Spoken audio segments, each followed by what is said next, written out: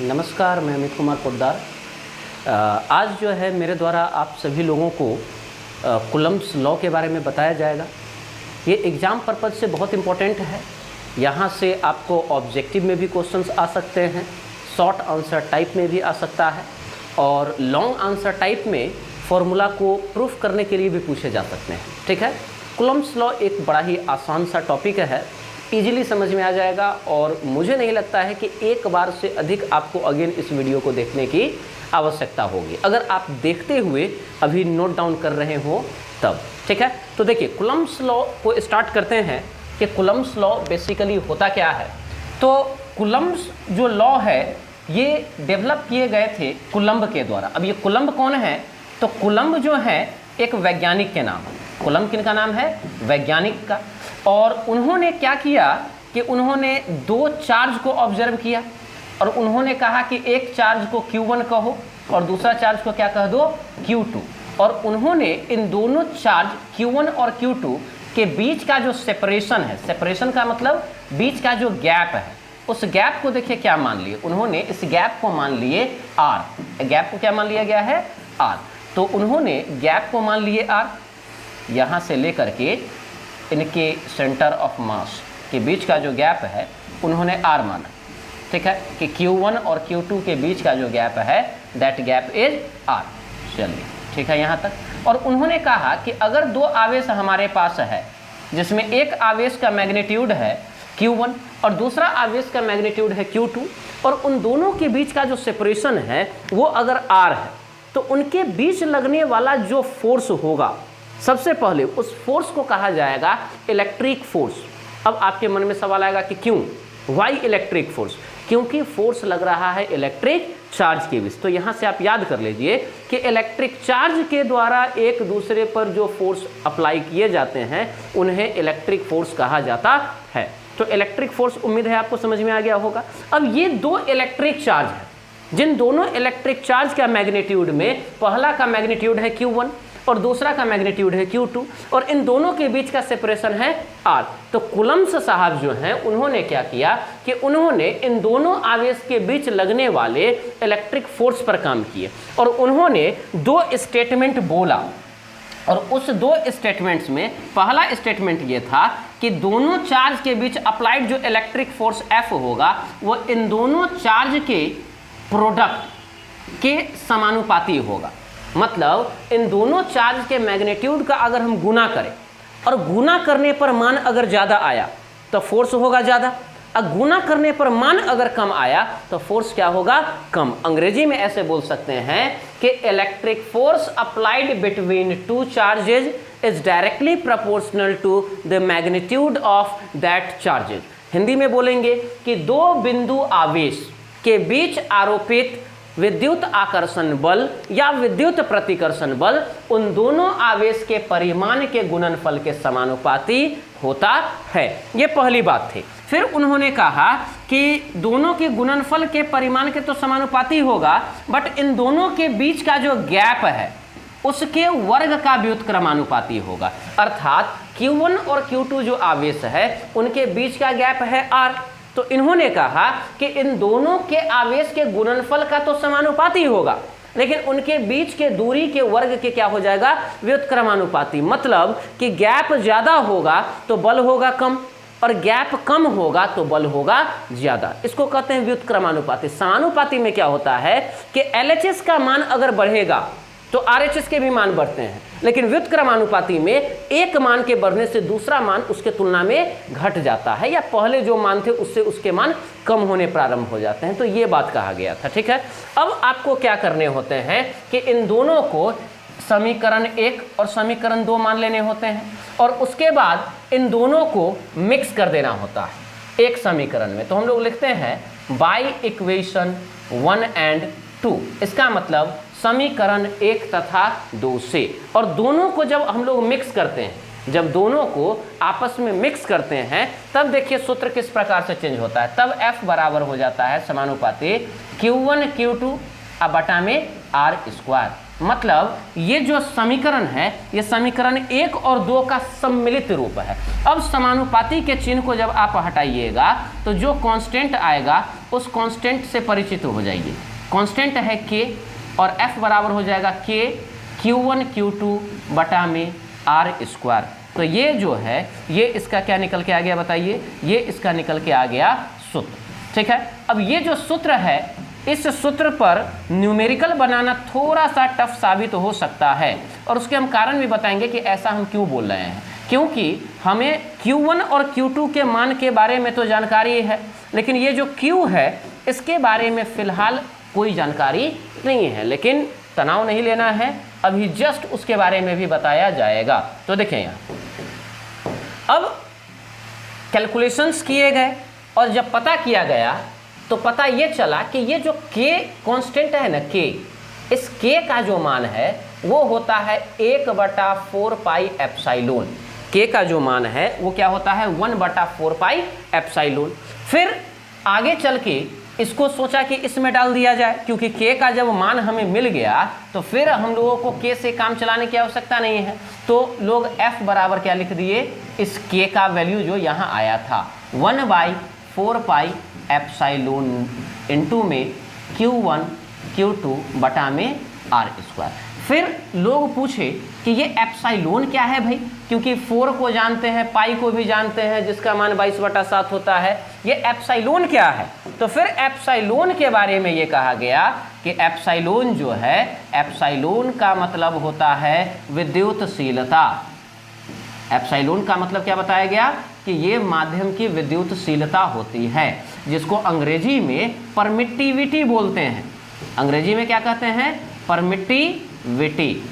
और साथ में एक बात और बताया गया जो महत्वपूर्ण था, और वो बात क्या है देखिए। तो ये तो पहली बात बताई गई, और दूसरी बात ये बताई गई कि ये जो एप्सिलॉन है, इस एप्सिलॉन का मान होता है एप्सिलॉन नॉट इंटू में एप्सिलॉन आर। अब ये एप्सिलॉन नॉट एप्सिलॉन आर क्या होता है इस सब बता दिया जाएगा, जिसमें एप्सिलॉन आप जानते हैं, एप्सिलॉन नॉट और एप्सिलॉन आर के बारे में हम आपको बताएंगे। फिलहाल बस आप इस मान को ध्यान में रखिए। अब जब लोग को एप्सिलॉन का मान पता चल गया तब लोग सोचा कि भाई इसको भी इसमें रख दिया जाए, इसको रखने में क्या देर करने हैं। ठीक है, तो अगला समीकरण में यहाँ एप्सिलॉन के जगह हम ये वाला वैल्यू डालने वाले हैं। ठीक है, तो एक बार आप जो है इस बोर्ड में लिखे हुए सारे इन्फॉर्मेशन के लिए एक स्क्रीनशॉट ले लीजिए, ताकि आप अगर अभी नहीं उतार रहे हैं तो फिर बाद में इसको नोट डाउन कर लीजिए। उम्मीद है कि आप लोग स्क्रीनशॉट कर लिए होंगे। चलिए अब हम पेज को चेंज करते हैं और फिर आगे बढ़ते हैं। तो देखा जाए अब जो है f का जो मान था 1/4 पाई एप्सिलॉन, उसके जगह एप्सिलॉन के जगह मान डाला गया एप्सिलॉन नॉट इंटू में एप्सिलॉन आर इंटू में Q1 Q2 और बटा में r स्क्वायर। इस वैल्यू को जब लोग डाला तब उनको लगा कि चलो भैया अब तो पूरा का पूरा फॉर्मूला क्या हो गया, परफेक्ट ही हो गया। ठीक है, और सही मायने में परफेक्ट हो ही गया, लेकिन अभी भी इसके मान अभी बचे हुए हैं। फिर मान निकालने का सोच ही रहे थे कि उसी समय कोई आकर के ये बता दिया कि ये जो एप्सिलॉन आर है, जिसको कहा जाता है रिलेटिव परमिटिविटी। क्या होता है, रिलेटिव परमिटिविटी, मतलब पड़ोसी का विद्युतशीलता नहीं। रिलेटिव परमिटिविटी का मतलब यहाँ होगा सापेक्ष विद्युतशीलता, सापेक्ष विद्युतशीलता। ठीक है, तो इसका जो मान है, इसका मान पता चल गया, और वो भी किसके लिए, तो वायु के लिए। किसके लिए, वायु के लिए या निर्वात के लिए, और वो मान पता चला 1। अगर कोई पूछेगा किसके लिए तो आपको बोलना है फॉर वैक्यूम और एयर। रियलिटी में एक जो मान होता है ना वो वैक्यूम के लिए होता है, लेकिन एयर के लिए भी लगभग यही होता है। तो इसलिए हम लोग दोनों को लगभग क्या मान के चले हैं, बराबर मान के चलते हैं। तो जो एप्सिलॉन आर है सापेक्ष विद्युतशीलता या आपेक्षिक विद्युतशीलता, जो भी बोल दीजिए, ठीक है, दोनों का मतलब लगभग सेम ही होता है। तो इसका मान हमें पता चला वायु के लिए, और जो भी काम हम लोग करते हैं वो सब के सब ज़्यादातर एक्सपेरिमेंट तो वायु में ही होता है। तो हम लोग सोचे कि ये एप्सिलॉन आर का मान डाल ही देने में ज़्यादा फायदा है।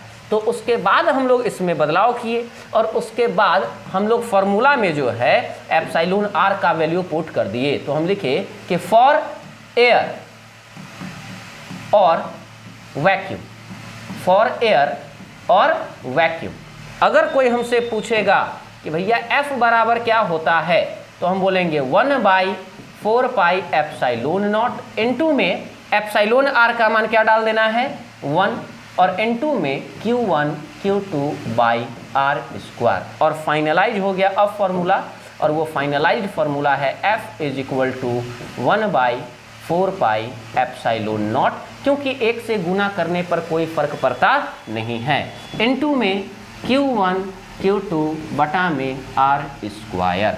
तो उम्मीद है आपको यह सारी बात अच्छे से समझ में आ गई होगी। ठीक है, तो ये आपका फॉर्मूला निकला। अभी भी आपको इसके वैल्यू पता है नहीं, तो चलिए अब बहुत हो गया, अब इसका मान लिख ही लेते हैं।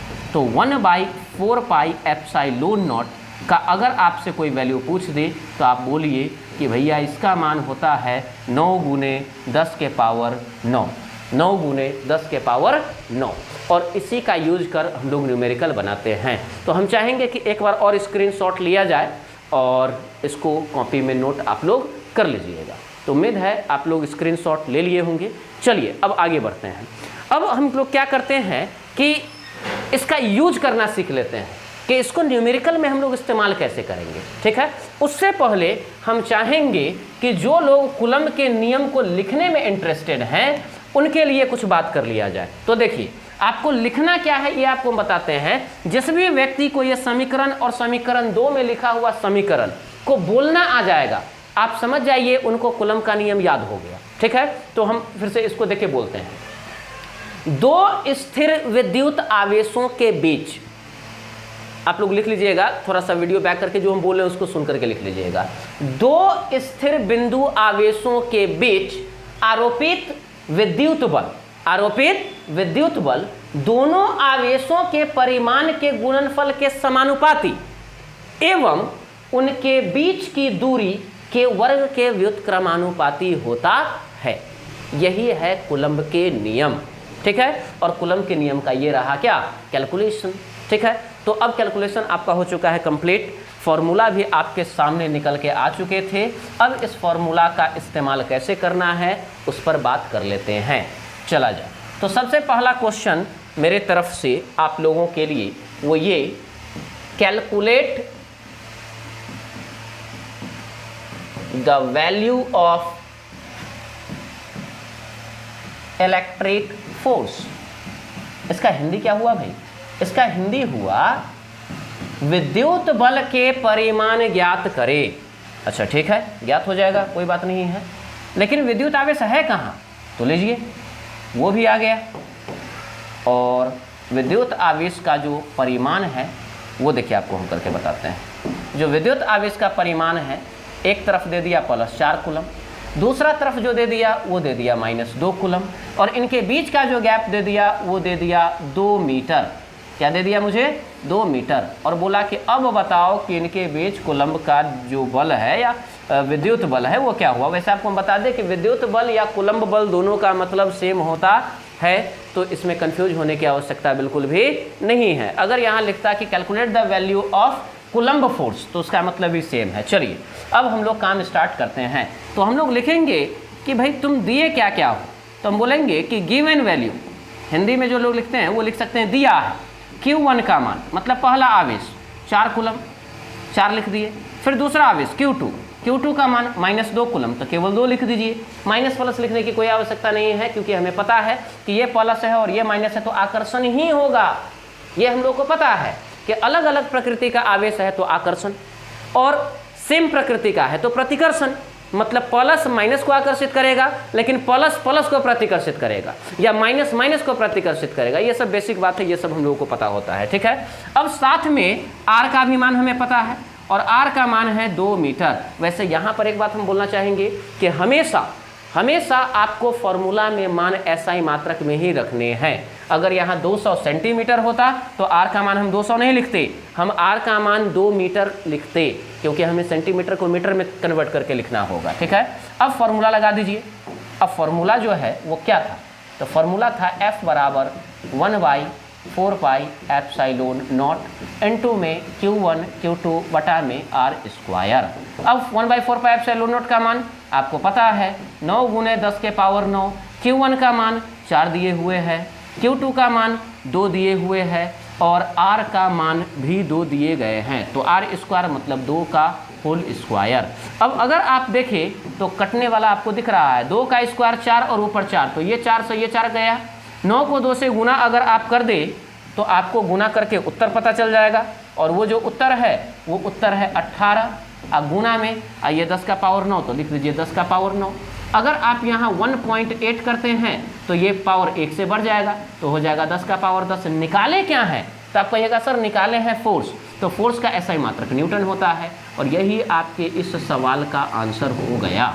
तो उम्मीद है कि ये सवाल आपको इजीली समझ में आ गया होगा। अगेन स्क्रीनशॉट ले लीजिए, आप लोग इसको कॉपी में उतार लीजिएगा। अब हम क्या करते हैं, अब आप लोगों के लिए हम 2 सवाल यहाँ छोड़ दिए जाते हैं, ठीक है, और उस 2 सवाल को आप लोगों को खुद कर लेने हैं, और उससे आप समझ जाइएगा कि आपको ये कॉन्सेप्ट समझ में आया या नहीं। तो HW के रूप में 2 सवाल, पहला और दूसरा, दोनों केस में सेम बात है, कैलकुलेट या अलग अलग हम वैल्यू बोलते हैं, ठीक है ना। जैसे इसमें हम आपको बोलते हैं फाइंड द वैल्यू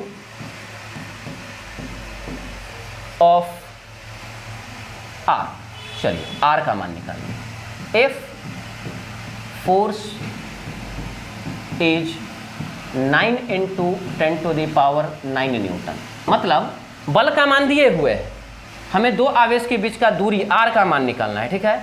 ज़्यादा कठिन काम नहीं है, आराम से समझ में आ जाएगा, आप प्रयास कीजिएगा। तो हमें आवेश दिया गया है और वो आवेश का मान क्या है भाई, तो एक तरफ है 3 नहीं, चलिए एक तरफ मान के चलते हैं कि एक तरफ है 9 कूलम प्लस 9 कूलम, और दूसरा तरफ जो है वो हम मान लेते हैं वो है -1 कूलम, तो इसका मतलब आकर्षण वाला बल होगा, बिल्कुल होगा। और यहाँ पर हम मान लेते हैं R, और इसी R का वैल्यू हमें निकालना है। तो हमें Q1 दिए हुए हैं, Q2 दिए हुए हैं, R निकालना है और F का मान दे दिया है, ठीक है, आराम से निकल जाएगा, बिल्कुल भी कठिन नहीं है। अगला सवाल, नेक्स्ट जो क्वेश्चन है उसमें कहा गया है find the value of force. चलिए तो फोर्स ही बोल दिया निकालने के लिए, तो फोर्स ही बोल दिया तो वैल्यू भी जरूर दिया हो गया, कुछ डेटा तो बिल्कुल देगा। यहाँ पर दे दिया +10 कूलम, फिर उसके बाद एक आवेश यहाँ डाल दिया, और उसके बारे में हमको बता दिया कि ये है -9 कूलम, और साथ में सेपरेशन भी बता दिया, और सेपरेशन जो बताया वो आपको बता दिया 300 सेंटीमीटर। क्या बता दिया, 300 सेंटीमीटर, और बोला कि निकालो भैया फोर्स का मान। किसका मान, फोर्स का मान। तो उम्मीद है कि ये दोनों सवाल आराम से आप लोग बना लीजिएगा। अगले क्लास में जब हम आपके लिए न्यू टॉपिक डालेंगे तो इस सवाल का उत्तर हम ज़रूर बताएंगे, ठीक है। वैसे आप लोग बना लीजिएगा, मुझे पूरा उम्मीद है, और आपको ये डाउट भी मन में नहीं रहेगा कि हम सही बनाए हैं या गलत बनाए हैं, ठीक है। तो आज के लिए इतना ही, अगले क्लास में अगले टॉपिक के साथ फिर मिलेंगे। अंत तक वीडियो देखने के लिए धन्यवाद।